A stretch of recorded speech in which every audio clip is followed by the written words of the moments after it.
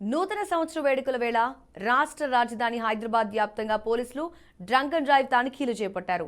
ఈ తనిఖీల్లో భాగంగా సైబరాబాద్ పరిధిలో మద్యం తాగి వాహనాలు నడిపిన 2 మహిళలు సహా 1239 మందిపై కేసులు నమోదు చేశారు. 938 ద్విచక్ర వాహనాలు, 21 ఆటోలు, 275 కార్లు, 7 భారీ వాహనాలను స్వాధీనం చేసుకున్నారు. హైదరాబాద్ కమిషనరేట్ పరిధిలో 1500కు పైగా డ్రంక్ అండ్ డ్రైవ్ కేసులు నమోదు చేసినట్టు పోలీసులు తెలిపారు.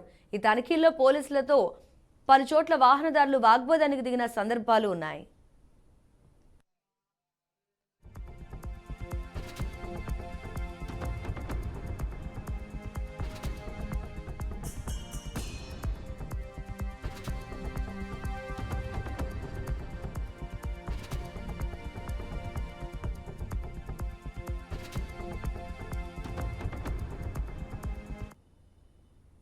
న్యూ ఇయర్ వేడుకలు అట్టహాసంగా జరిగాయి. రాష్ట్ర రాజధాని హైదరాబాద్ వ్యాప్తంగా అదే రేంజ్ లో పోలీసులు డ్రంక్ అండ్ డ్రైవ్ టెస్టులని చేపట్టడం జరిగింది. ఈ డ్రంక్ అండ్ డ్రైవ్ తనిఖీల్లో భాగంగా సైబరాబాద్ పరిధిలో మద్యం తాగి వాహనాలు నడిపిన 2 మహిళలు సహా మొత్తం 1239 మందిపై కేసులు నమోదయ్యాయి. 938 ద్విచక్ర వాహనాలు, 21 ఆటోలు, 275 కార్లు, 7 భారీ వాహనాలను పోలీసులు స్వాధీనం చేసుకోవడం జరిగింది. హైదరాబాద్ కమిషనరేట్ పరిధిలో 1500కు పైగా డ్రంక్ అండ్ డ్రైవ్ కేసులు నమోదు చేసినట్టు పోలీసులు తెలిపారు. ఈ తనిఖీల్లో పోలీసులతో పలుచోట్ల వాహనదారులు వాగ్వాదానికి దిగారు.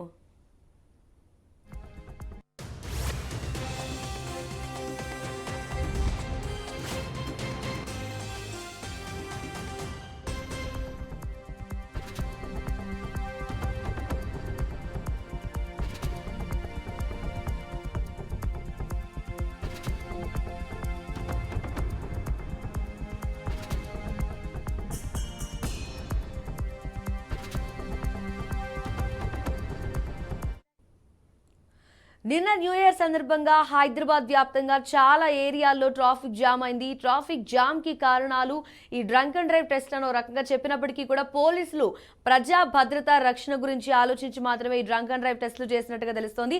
అయితే ఈ డ్రంక్ అండ్ డ్రైవ్ లో భాగంగా తాగి వాహనం నడుపుతూ చాలా మంది పట్టుబడ్డారు. అందులో 2 మహిళలు ఉన్నట్టుగా ఒక ఏరియాకి సంబంధించి మనకి డీటెయిల్స్ అందుతున్నాయి. అయితే 938 ద్విచక్ర వాహనాలు, 275 కార్లు, 7 భారీ వాహనాలను కూడా నిన్న పోలీసులు స్వాధీనం చేసుకోవడం జరిగింది. భారీగా డ్రంక్ అండ్ డ్రైవ్ కేసులు నమోదయ్యాయి. నిన్న డ్రంక్ అండ్ డ్రైవ్ కేసులు మాత్రమే కాదు, డ్రగ్స్ కి సంబంధించి కూడా పోలీసులు ఈ టెస్ట్ చేసి చాలా మంది పట్టుకోవడం జరిగింది.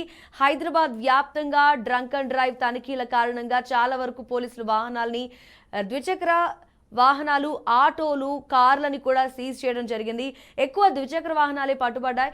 నిన్న చాలా వరకు న్యూ ఇయర్ సందర్భంగా అందరూ కూడా మద్యం సేవించే సిచ్యువేషన్స్ ఎక్కువ కనిపించాయి. ఈ టైంలో డ్రంక్ అండ్ డ్రైవ్ చేయడం, ప్రజల రక్షణ కోసం పోలీసులు ఏమైనా చర్యలు తీసుకోవడం, డీటెయిల్స్ ఎలా ఉన్నాయి మా క్రైమ్ బ్యూరో సత్యనారాయణ అడిగి తెలుసుకుందాం. అయితే సత్యనారాయణ, హైదరాబాద్ లో ఓవరాల్ గా 1500కు పైగా కేసులు అయితే నమోదైనట్టు తెలుస్తుంది కదా. ఎగ్జాక్ట్ నంబర్ ని కనుక మనకు పరిశీలిస్తే ఈ హైదరాబాద్ లో జరిగిన న్యూ ఇయర్ వేడుకలకు సంబంధించి ఈ టెస్ట్లు, డ్రంక్ అండ్ డ్రైవ్ ని ఎంత పర్ఫెక్ట్ గా పోలీసులు అప్లై చేశారు? దీనివల్ల ఎలాంటి అంతరాయాలు ఏమైనా జరిగాయా? మౌనిక, హైదరాబాద్, సైబరాబాద్, రాచకొండ 3 కమిషనరేట్ పరిధిలో నిన్న రాత్రి 8 గంటల నుంచి ఈ రోజు ఉదయం 6 గంటల వరకు డ్రంక్ అండ్ డ్రైవ్ టెస్టులని పోలీసులు నిర్వహించారు. సో ఈ డ్రంక్ అండ్ డ్రైవ్ టెస్టులో ఇటు సైబరాబాద్ కమిషనరేట్ పరిధిలో 1241 కేసులు నమోదయ్యాయి.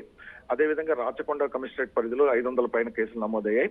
హైదరాబాద్ సిటీకి సంబంధించి చూసుకుంటే 2000కు పైగా కేసులు నమోదు చేయడం జరిగింది. అంటే వీటిలో ముఖ్యంగా గమనించాల్సిన అవసరం ఏంటంటే, డ్రంక్ అండ్ డ్రైవ్ 8 గంటల నుంచి అమలు చేస్తామని చెప్పిన తర్వాత కూడా చాలా మంది జాగ్రత్త పడకుండా రోడ్ల మీదకి రావడం జరిగింది. మద్యం దాగి వాహనాలు నడపొద్దని పోలీసులు స్పష్టంగా చెప్పారు. అయినా కూడా ఎక్కడ కూడా వెనక్కి తగ్గింది లేదు. సో ఈసారి ఏంటంటే గణనీయంగా కొంత మహిళల శాతం కూడా పెరిగింది డ్రంక్ అండ్ డ్రైవ్ లో పట్టుబడ్డ వారిలో. గతంతో పోల్చుకుంటే కొంత మహిళలు కూడా డ్రంక్ అండ్ డ్రైవ్ కేసెస్ లో పట్టుబడ్డారు. దాదాపు సైబరాబాద్ విషయానికి చూసుకుంటే మద్యం దాగి వాహనాలు నడిపిన వాళ్ళలో వీటి కౌంట్ ఉంటుంది, బిఎస్సి కౌంట్ అంటారు. దీంట్లో ఈ కౌంట్ లో 300 to 500 మధ్య మద్యం తాగిన వాళ్ళు 51 మంది ఉన్నారు. అంటే 51 to 99% మధ్య ఉన్న వాళ్ళు 485 ఉన్నారు. అంటే యావరేజ్ లో చూసుకుంటే అతిగా మద్యం దాగి రోడ్ల మీద రావడం మూలన యాక్సిడెంట్లు జరుగుతున్నాయి. యాక్సిడెంట్లు నివారించడం కోసం పోలీసులు చేపట్టిన డ్రైవ్ లో ఎక్కువగా పట్టుబడ్డ వాళ్ళలో యువత ఉండటం విచారకరం అని చెప్పేసి పోలీస్ అధికారులు అంటున్నారు. అంటే ఏజ్ జెండర్ వైజ్ గా మనం దీన్ని ఎనాలిసిస్ చేసుకుంటే మాత్రం 18 సంవత్సరాల నుంచి 25 సంవత్సరాల మధ్య ఉన్న యువత పట్టుబడ్డ వాళ్ళలో దాదాపు 35% ఉన్నారు. అదేవిధంగా 26 నుంచి 35 సంవత్సరాల వయసు ఉన్న వాళ్ళలో దాదాపు వాళ్ళ శాతం 40% దాకా ఉన్నది. ఇక 35 నుంచి 45% ఉన్న వాళ్ళు 10 నుంచి 15% మాత్రమే ఉన్నారు. 46 నుంచి 60 మధ్య ఉన్న వాళ్ళలో చాలా తక్కువ శాతంలో వీళ్ళు పట్టుకోవడం జరిగింది. అంటే యువత నిబంధనలు పట్టించుకోకుండా విచ్చలవిడిగా మద్యం దాగి వాహనాల మీద బయటకు రావడం మూలన వీళ్ళని పట్టుకోవడం జరిగిందని చెప్పేసి పోలీసు అధికారులు స్పష్టంగా చెప్తున్నారు మౌనిక. అయితే సత్యనారాయణ, మీరు చెప్పిన లెక్కల్ని బట్టి చూస్తే నిన్న ఎక్కడెక్కడ ఈవెంట్స్ జరిగాయో అలాంటి ప్లేసుల్లోనే పోలీసులు చాలా జాగ్రత్తగా ప్రజల్ని డ్రైవ్ చేశారు. మనం నిన్న చూడొచ్చు, ఏరియాస్ అన్ని బ్లాక్ అయిన టైంలో రూట్ డైవర్షన్స్ చేసి పోలీసుల పాత్ర కీలకంగా మారింది. నిజానికి నిన్న జరిగిన న్యూ ఇయర్ వేడుకల సందర్భంగా మద్యం పుచ్చుకున్న తర్వాత ఈ డ్రంక్ అండ్ డ్రైవ్లే కాకుండా పోలీసుల పాత్ర ఏ విధంగా ఉంది, పర్ఫెక్ట్ గా చేశారా, ఆ డీటెయిల్స్ ఎలా ఉన్నాయి? అంటే మొత్తానికి చూసుకుంటే పోలీసులు ఈవెంట్స్ కి సంబంధించి ఎలాంటి అనుమతి లేని ఈవెంట్స్ ని నిర్వహించడానికి వీల్లేదని ఫస్ట్ స్పష్టంగా చెప్పారు. తర్వాత ఈ కీలకమైన ప్రాంతాలు అంటే సైబరాబాద్ కానీ హైదరాబాద్ కానీ రాచకొండకు సంబంధించి కీలకమైన ప్రాంతాలంటే మాదాపూర్ జోన్ సెన్సిటివ్ జోన్ ఉంటుంది. మాదాపూర్ జోన్ తర్వాత కుకటపల్లి హౌసింగ్ బోర్డ్ జోన్ ఉంటుంది. అదే విధంగా జూబ్లీ హిల్స్ జోన్ ఉంటుంది. ఇట్లాంటి జోన్స్ లో కీలకమైన ప్రాంతాల్లో మోహరించడమే కాకుండా డ్రంక్ అండ్ డ్రైవ్ టెస్టులు చేయడమే కాకుండా నగర శివారు ప్రాంతాల్లో కూడా ప్రతి ప్రధానమైన రహదారులు కూడా 8 గంటల నుంచి వాహనాలను ఆపి తనిఖీలు చేపట్టారు. ఈసారి ఏంటంటే డ్రంక్ అండ్ డ్రైవ్ తో పాటు డ్రగ్ టెస్టులు కూడా నిర్వహించారు కొన్ని చోట్ల. అయితే డ్రగ్ టెస్టులకు సంబంధించి ఇప్పటి వరకు పెద్దగా ఆన్ ది రోడ్ లో పట్టుబడ్డ వాళ్ళు అయితే కనపడతలేదు. కానీ ఈ డ్రంక్ అండ్ డ్రైవ్ లో మటుకు విపరీతంగా వీళ్ళు పట్టుబడటం, కేసులు నమోదుకు కూడా వాళ్ళు వెనకాడకుండా వాహనాలతో బయటకు రావడం అన్నది కొంత పోలీసులు ఇబ్బందికర పరిణామం సూచించవచ్చు. అయితే దీనివల్ల ఏం జరిగిందంటే ఒక మంచి జరిగింది. డ్రంక్ అండ్ డ్రైవ్ నిర్వహించడం మూలన యాక్సిడెంట్ ఫ్రీ అంటే సైబరాబాద్ కమిషనరేట్ పరిధికి సంబంధించి చూసుకుంటే రాత్రి ఎక్కడ కూడా ఎలాంటి యాక్సిడెంట్ జరగకుండా పోలీసులు కాపాడగలిగారు. పోలీసులతో పాటు దాదాపు ఒక 400 మంది వాలంటీర్లని రంగంలో దింపారు రాత్రంతా కూడా. రాత్రి నుంచి పొద్దున వరకు కూడా వాళ్ళు వాలంటీర్లు రోడ్ల మీద ఉన్నారు. రోడ్ల మీద ఉండి వాహనాలను క్రమబద్ధీకరించడం, యాక్సిడెంట్లు కాకుండా చూడటం ఒకటి జరిగింది మౌనిక. ఇది పర్ఫెక్ట్ గా మంచి పరిణామం అని చెప్పొచ్చు. పోలీసులు ఇప్పటికే మీరు ఇందాక మాట్లాడినట్టు డ్రంక్ అండ్ డ్రైవ్ మాత్రమే కాకుండా డ్రగ్ టెస్ట్లు కూడా చేశారని చెప్పారు కదా.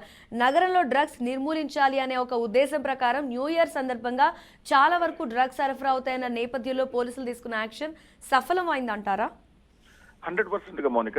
పోలీసు అధికారులు లేకపోతే నూతన ప్రభుత్వం ఇటు కాంగ్రెస్ ప్రభుత్వం అధికారంలోకి వచ్చిన తర్వాత ముఖ్యమంత్రి రేవంత్ రెడ్డి చాలా స్పష్టంగా చెప్పడం జరిగింది.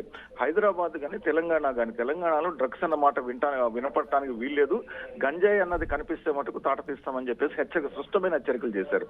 ఈ హెచ్చరికలు చేసిన నేపథ్యంలో ఈ ఈవెంట్స్ నిర్వహించినప్పుడు ఈవెంట్స్ లో డ్రగ్స్ చలామణి చేయడానికి ప్రయత్నించిన పలువురిని పోలీసు అధికారులు పట్టుకోవడం జరిగింది. దీనికి సంబంధించి ఒక ప్రత్యేకమైన విభాగాన్ని కూడా ఏర్పాటు చేశారు. ఒకవైపు డ్రగ్స్ కళ్ళం వేస్తూ మరోవైపు ఏంటంటే డ్రంక్ అండ్ డ్రైవ్ ను పటిష్టంగా నిర్వహించడం మూలన యాక్సిడెంట్ జరగకుండా, యాక్సిడెంట్లు ప్రాణాలు పోకుండా కాపాడటానికి పోలీసులు చేసిన ప్రయత్నం అయితే సఫలమైనట్లే మనకు స్పష్టంగా కనిపిస్తుంది. అయితే తెల్లవారుజామున కన్నా ఉదయం జరిగిన కొన్ని 2-3 యాక్సిడెంట్స్ జరిగే కొన్ని ప్రాంతాల్లో ఆ యాక్సిడెంట్స్ లో కొంతమంది మరణించడం కొంచెం విషాదకరం Mounika. Right Satyanarayana, thanks for your clear details.